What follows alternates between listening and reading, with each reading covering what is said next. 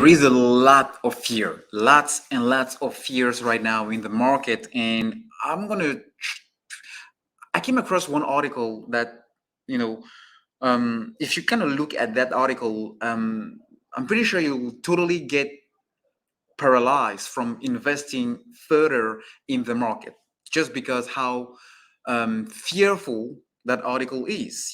As a matter of fact, and my point here is these type of articles are coming from people that usually are very influential, in the stock market, or their opinion matters a lot. But usually, if you don't switch the way you approach these things, you might end up doing the exact opposite of the right thing, when it comes to your investing strategies, the way you should continue to invest your money in the market in these current times specifically. So this is an article from Mr. um, Roubini. Stocks could drop 50%. Nouriel Roubini argues things will get much worse before they get better. The global economy may get the worst of the 1970s and the Great Recession, a stagflationary debt crisis that will confound central banks and fiscal authorities. Now, this reminds me a lot of what we heard when the pandemic hit in 2020. Like when the pandemic hit in 2020, people were calling on the worst crisis ever, and we will never ever recover for the next 10 years. Yet here we are after 3 months, folks, just after 3 months. The stock market recovered the entire gains it lost when the pandemic hit in February 2020. So if you are somebody that followed these people, you will totally not have benefited in the whole bull market that started in February, I mean, in June 2020 and went all the way to December of 2021, because the market gained significantly then. All right. And another thing to also keep in mind is either these people don't know what they're talking. I mean, they know what they're talking about. They're experts. But what I meant to say is they don't know what the future holds, and nobody does. Everybody has their own opinion. You have banks, investment banks, billionaires that have, bearish view of the next 5 to 10 years. You have other billionaires, CEOs, experts that have a bullish view. So the bottom line is, how do I find a, what is the right way of thinking? Like, what should I do in order not to get swung by either prey? So for me, when I look at such articles, two things come to mind.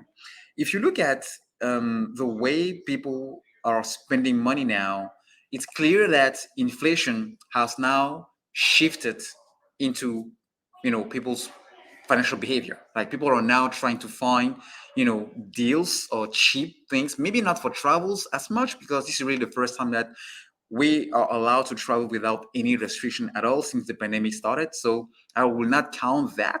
But if you think about food, you think about anything else, people are getting pretty mindful of the amount of money they are spending on things. And some of those people are also are also spending with some of the savings that they have accumulated based on stimulus checks, some of the gains they made in the stock market early in 2021 and the whole year of 2020, or et cetera, or crypto space, or maybe they sold their houses and everything. So people still have some sort of cash, but I do believe that cash is kind of running out a little bit, which leads me to inflation might be, slowing down, because the whole problem here is whatever the Fed is doing is because they want to tame inflation.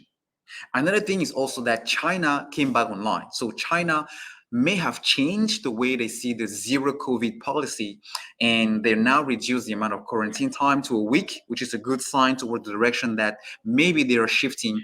And if China goes back online, fully reopens, it means we'll have less constraints onto supply chain issues.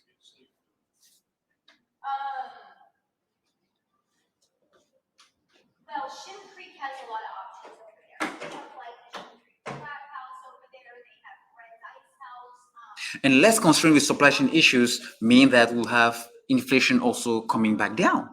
All right. So inflation coming back down, people spending a less, ultimately will bring inflation a lot more quicker and faster, which the market is kind of looking forward to in order to have some sort of grip and resume the bull market. So the last thing we need to also look at is earnings, because there are companies out there that are also still going to be positive when it comes to earnings for the second quarter, the third quarter, and the fourth quarter of the year. And a bunch of other companies have reduced the forward guidance, meaning they already kind of gave signal and heads up to the market that, hey, we might not be as profitable as you guys expected us to be, based on inflation, based on margins being reduced, based on all of these things, which kind of go back to inflation also, and fears around recession. Companies have laid off some of the employees. So all of that adds up to the fact that, well, the future might not be as doomy and gloomy as these CEOs, billionaires, experts are calling on to. And because of that, I am not changing my investing strategy. And my investing strategy, you guys already know, I'm DCA into my best quality companies, especially in the energy market. I'm also kind of adding up to my best ETF, the VOOV, the VGT, the VOOG. I'm adding to my mutual funds for my long-term view when it comes to my IRA and my 401k.